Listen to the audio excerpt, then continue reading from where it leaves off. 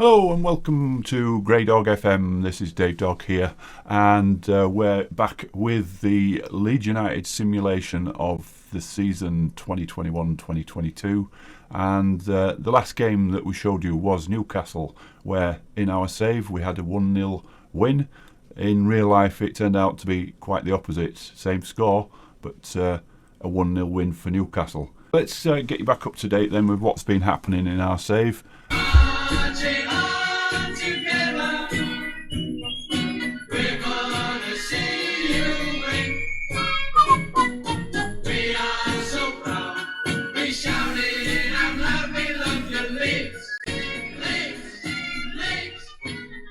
January transfer window was open, and I told you about one or two of the signings that we made. First one, 9th of January, we signed a backup goalkeeper from MK Dons, Andrew Fisher. He's also moved in real life from MK Dons. Can't just think who he went to. Championship team, I think. But we paid 2.9 million for him, and not too keen on Classen myself from what I've seen in the under-23s, so we've signed Fisher, and we'll be seeing him on the bench in the latter stages or the second half of the season. The next couple of young players that Victor Orta has signed. First one, as I mentioned last time, I think, right back Josh Hulsey, 20-year-old Welsh-born player, previously of Everton, picked up on a free transfer, released by Everton, and he's played a couple of games in the under-23s recently and not done too badly. And the other one, a centre-back, 20-year-old Luca Murphy, and he's coming from Fulham. Following the same path as Cody Drameh. And again, he has played the last under-23 game and had a reasonable performance. So back in Victor Orta there, looks like a couple of decent signings. Even if they don't reach the first team, we should definitely make some money on those, both free transfers. And going out, we had both these players were on the way out last time. Going to Rotherham, Alfie Hughes, left midfielder, 19-year-old. He's gone out to Rotherham for £8,000, rising to 10,2500. And Cody Drameh has moved, as in real life. It's not on loan, it's a permanent transfer to Sheffield United, 1 million, rising to 1.3. So those are the transfer business that's been done in our save. Very similar to real life. Leeds getting one striker in for the under-23s, letting Cody Drameh go out on loan, and also Camwa, I think it is, has gone on loan to Scottish Premier League. Can't remember, Motherwell I think it might be, or Dumbarton. Anyway, he's gone up to Scotland for to play some football. More transfer interest in a lot of our under-23s, and fighting off offers to take them on loan. And one of those was the centre-back or full-back Chris Moore, who quite a number of teams, including Brighton in the Premier League, were interested in. And they wouldn't come up to our valuation. I wasn't going to let them go cheaply, and they wouldn't pay what we wanted, which was the top of their valuations. So they're staying put. Burnley cheekily wanted Tyler Roberts on loan, and we're willing to pay us 98,000 a month and 40% of his wages, 10,000 a week.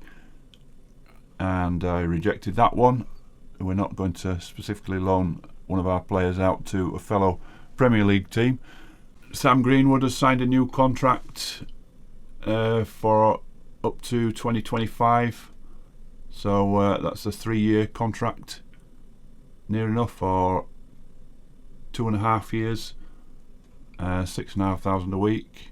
So we were looking for an attacking midfielder, and as Leeds in real life have been trying to get Brendan Aronson in, 21-year-old attacking midfielder, we tried to get the same, and the problem being we only have a £5 million transfer budget, which means I can only offer £5 million up front.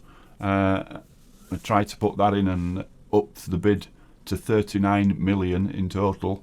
Obviously more than Leeds in real life were prepared to pay. They reportedly offered 20 million, but Salzburg didn't want to sell at the moment, and they were only talking about a deal at the end of the season. But in the end, we had to come out because they were talking silly money at 61 million. So that one's up in the air. Reports in the press coming in that Aronson was upset that they didn't accept the offer, and that he wanted to come to Leeds. So hopefully that's the case in the summer, in real life. So that's the way the transfers went. A lot of talking. As I say, looking for an attacking midfielder. I did look at and scouted David Turnbull at Celtic, but when the scouting report came back, it said at the moment he is a similar rating, current ability to Tyler Roberts. Has more potential, but the money they're talking about, he wouldn't go straight into the team probably. So we're sticking with what we've got, and that's the way it is at the moment. Just a backup goalkeeper has come into the team. We did manage to sign a coach from West Bromwich Albion. Richard Beale has come in as an under-23s coach, and we had to pay West Brom 110,000 in compensation as he was under contract there. He's contracted till 2024. West Brom tried to keep him by offering him a new contract, which he rejected. So he's come to us and will be working with the under-23s and Mark Jackson. Stuart McKinstry pens a 4-year deal. So another one of our exciting young players. 4-year deal worth £1.5 million. So we're keeping hold of our better players in the under-23s, and hopefully if they don't make it through to the Premier League and the first team, we'll make some money on those players, as we did with Cody Drameh.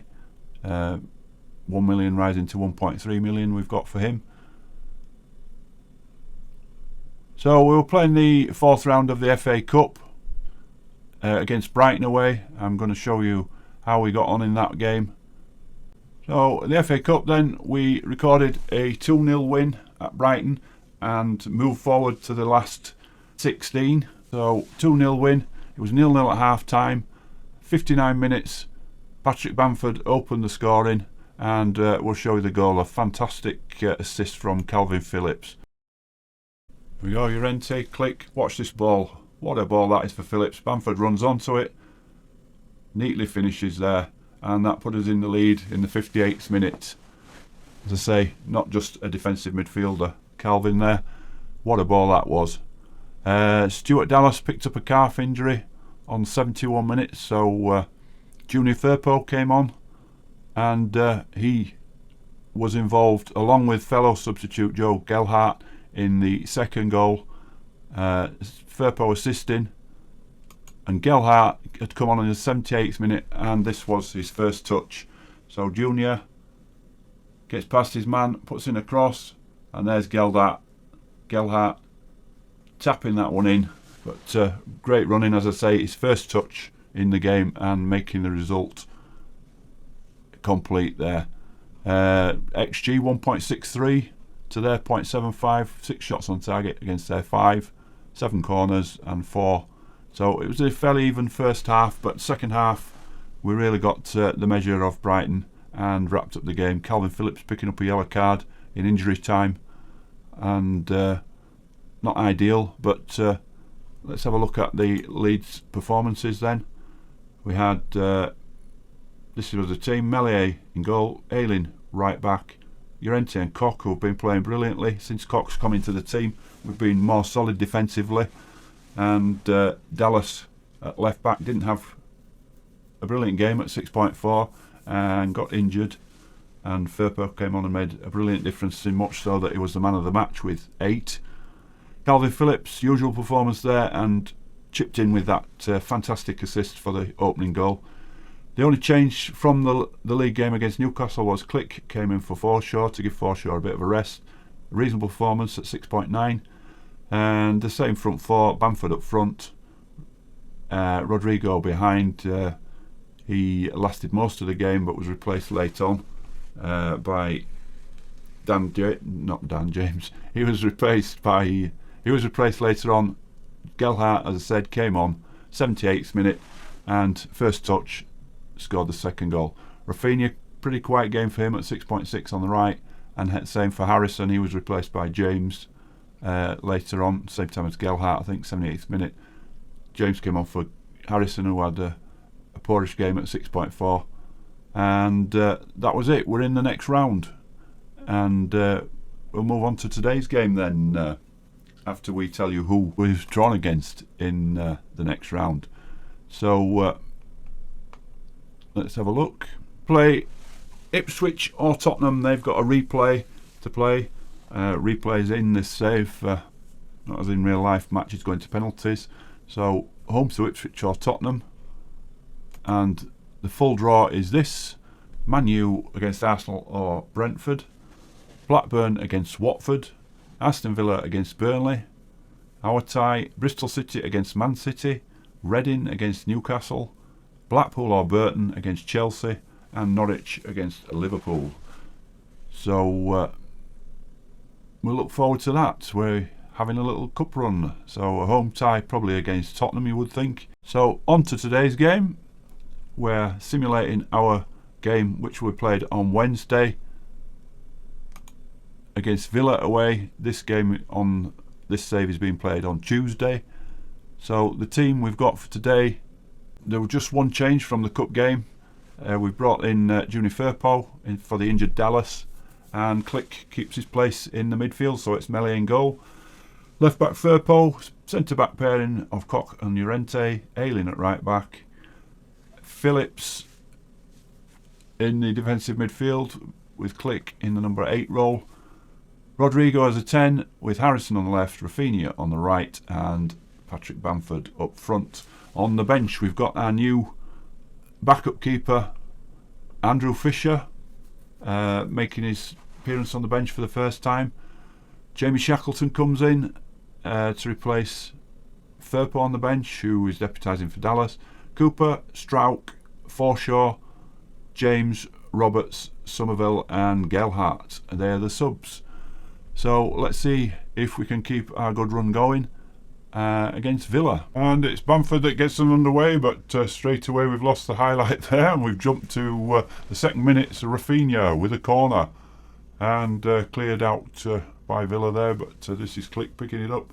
Ayling, Llorente, Rafinha's in again. Can he get this ball in? It's another corner. We're straight on the attack here. Said to the players before we started the game to carry on the form that we showed at Brighton, where second half we played really well. Rafinha, and cleared away by Villa again, but it's Click picking up the possession again. Seems to be holding back there at corners, and with Phillips. So Click to Bamford. Rafinha, who's he playing that to? Not quite the ball. Cash knocks that back to his keeper, and it's a long highlight is this. We keep picking up these clearances from Villa. Rafinha and Bamford away again. He looks suspiciously offside there, and chipped but blocked. It's a long highlight this for not too much end product. So I don't know whether something's gone wrong here, but it's Villa now. Cash breaking away down the right, knocks the ball across, and it comes through to Watkins on the left hand side. Evaded everybody, but tame shot picked up by Meslier, and a lot of highlights in the opening stages. Koch out to Harrison on the left. Harrison had a poor game, but the media were saying he's not been playing well as Bamford through again, but it's blocked by Martinez, and it's another corner. Yes, said he had to play better, and but we'd stick with him for now. It's Rafinha with the corner, and headed out. We don't seem to get on the end of any of these corners. Junior gives it back to Rafa. Llorente up there, but Rafinha offside, I believe, there. And we're certainly on top in the opening stages. Rafinha with a free kick, and Martinez pushes that one round the post. A fantastic shot there by Rafinha, and it's another corner, and Rafa's in on the action here everywhere. Oh, we get a header, but straight to Martinez. Straight into his arms. We actually beat the defender there. We've got a XG of 1.2 already. 5 shots on target. And a 5th minute yellow card for Buendia. Not the player you'd be expecting to pick up yellow cards for Villa. More of a playmaker than a tackler. And we're playing it out from the back. Lots of space there, but Rodrigo didn't seem to read that one. And Villa, Traore. Oh, he cannons back off the post. And Junior plays it back to Meslier. And it's open game this. And that looks like Bamford down. Oh, Mings, a yellow card down Bamford. So they're picking up yellow cards. 2 yellow cards for Villa. And we're certainly on top in this game, but yet to score. And it's corner for Villa. Harrison heading it out. That's unusual. Harrison being in there. And it's nothing but corners in this game. Can we have some goals? Buendia taking the corner for Villa. Easy header for Phillips down at the back post. Oh, their player just didn't seem to run for that. It doesn't come to anything anyway. Harrison blocked, but a good start for us. 5 shots on target in the first 15-20 minutes. And 4 corners, but they've had 3 as well. My assistant there is doing the shouts. I don't know why that's happening. I'll have to look at that. Seem to be getting shouts from the assistant and not me. I don't know whether I've got something set on. I've looked at this before, but I can't seem to see anything. So if anybody knows why that's happening and where I can adjust it, let me know in the comments. Yeah, if you want to disagree with anything that I'm doing in the save, again, let me know. This is much your save as it is mine. What we're trying to do is replicate how Leeds play in real life, but obviously we've got less injuries than the real life team. But this just goes to prove what we would be doing if we didn't have so many injuries. I saw a report today that we'd had lost 70 games or something through players being injured collectively, something like that. It could have been so different. It could have been like last season if we'd have had everybody available, or not so many injuries, shall we say. Here's Watkins breaking down the left. He's going nowhere, but gets a cross in, and Traore at the back post, but it's well wide. And Rafinha looks like he's given everything. What, already? Don't think we're going to change him as yet. It did say he has been playing, obviously, games away with Brazil, but we'll see how he is at half-time. We get these reports that players are jaded and they seem to be able to play on. Oh, they hit the bar there. Meslier diving at full stretch there, but we got lucky there. And Villa shot crashing against the woodwork. Here's Watkins. Villa getting a little bit on top now. Oh, it's a penalty. Phillips has tripped him. That's definitely going to be a penalty. It's going to VAR, but after we've been on top, yes, that's going to be a penalty. I'd be very surprised if it's not. Yeah, Phillips trips Watkins. Although we've got previously with Watkins when he played for Brentford, diving in the penalty area, but that one looked pretty clear cut. So it's Danny Ings with the penalty. Oh, what a shot straight into Meslier's arms. I don't know whether that was trying to be a Panenka, but if it was, Meslier read it and just caught the ball. Oh, they've hit the post again. I've got to have a shout in here. So we put the shout out and we've demanded more. Rodrigo's just gone into the book there. Yellow card saved again by Meslier. Melior's having a good game here. And it's Villa that are putting the pressure on as we come into the last 5 minutes of the first half. And Buendia, but Melior's there again. He's been playing well recently. And a lot of the defensive record has got to go down to him. Villa up to 1.93 XG now, and 13 shots they've had. And we reach half time, and no score, but 14 shots 4 on target for them, 9 shots 5 on target for us, and game somewhat changed in the last 15-20 minutes of the first half. Right, we start the second half. We've brought the super sub on, Joe Gelhardt. Let's see if we can have the same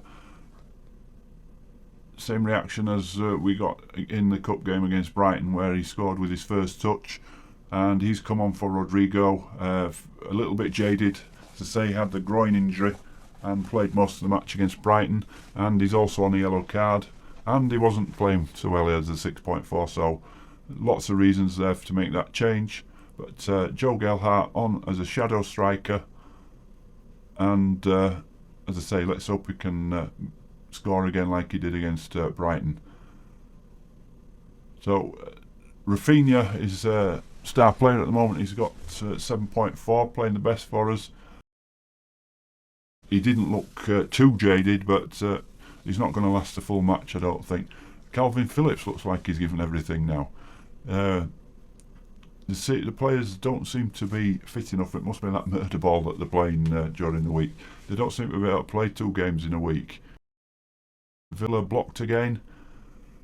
A lot of chances in this game for a 0-0. Say both teams coming up to 2.26 XG for Villa, and coming up to 1.5 for us. Rafinha, free kick. Brings a good save out of Martinez again. So Rafinha's having a good game. I'm very reluctant to take him off. Ollie Watkins is finding too much space. Tell Luke Ayling to mark him. Yes, we will do. We'll do that. Anything that keeps us safe at the back. It's a while since we've conceded a goal. Shouldn't have said that, should I? What are we likely to do now? Concede a goal. So Villa building up in midfield. That's the ball. Watkins is getting away on that side, but Ayling sticks his foot in there. But Villa picked up the ball again, and Ings well over, and nowhere near that one. But reclaiming the ball after Ayling had made a tackle. Wendia, free kick for Villa, knocks it out to the far post, and that's over the bar. So 66 minutes gone, and here we are. Gelhardt, we're on the attack. Phillips, Junior, to Koch, to Junior, to Phillips. We're knocking the ball around here in a little triangle. Here's Harrison to Junior. Junior puts a good ball through. Gelhardt's made a good run, and he's in, and Martinez forces a save from Martinez, and Ashley Young being subbed off. Must be too old for this game. And Conser coming on for them, a central defender playing, and Mings has gone out to left back for them. So we're on 74 minutes. Rafinha, Bamford. Let's just see this attack, and then we'll see if we can make a sub or two. Junior coming in on the left, and Martinez. A couple of more subs for Villa there, so they've made all their 3 subs, and it's another corner for Leeds. Rafinha, see if we can land this on somebody's head so we can get the opening goal, but it's Mings that heads it away. Gelhardt outside the box. Click. Plays it out, get that substitutions off. We've seen those Villa subs. Harrison, Rafinha, and it's blocked, and that's the end of that highlight. So let's make the change then. Oh, that's it. We've made our 3 subs all across the front, the 3 supporting Bamford up front. So that's where our substitutions have been made. Could do with like 6 subs, I think, based on the condition of most of these players. Calvin Phillips is the one who's most tired, knackered, whatever. Right, we confirm those changes and go back to the game for the last 15 minutes. Matty Cash gets too much space. Ayling breaking into the box. That's Martinez again. Picks up the cross, and it's anybody's game here. As I say, the XG says it should be a few goals in this game, but none yet. So Villa playing the ball, Buendia, Mitch Joe, however you say him, Konsa, Mings, Watkins, he's been a thorn in Leeds' side. Traore breaking away and slots it in. Where our defenders there, they just seem to let him run. And 80th minute, and Villa take the lead. And you can't say it's not been coming as such, but certainly we should have scored as well. I think that's what happens when you get onto positive. Who's that? Cock, were it? Might have been Cock there that should have been marking him. And Watkins, it seems to be Villa, although Ayling picked that one up. So we encourage the boys. Here's Gail, that ball shows a clean pair of heels there to Mings, was it? But although he's got back to him and he's brought him down, that could be a red card. That could be a second booking. Gelhart's drawn it, and second yellow card. Villa are down to 10, so let's change our tactics and push forward. So Buendia has moved to left back. Oh, that's interesting. Attacking playmaker playing at left back. So see what we can do here. Let's push Gelhardt up front with Bamford. It's not something Bielsa would do, I won't think, but let's go to 2 up front and swap those over. So Bamford as a deep line forward on attack, and Gelhardt advance forward. Yep, that suits him. So we're playing slightly different here. Let's move Phillips forward a little bit. We don't need an anchor man now as such, because Villa will be trying to hold on to this 1-0 lead. And box to box midfielder, that's what Click is.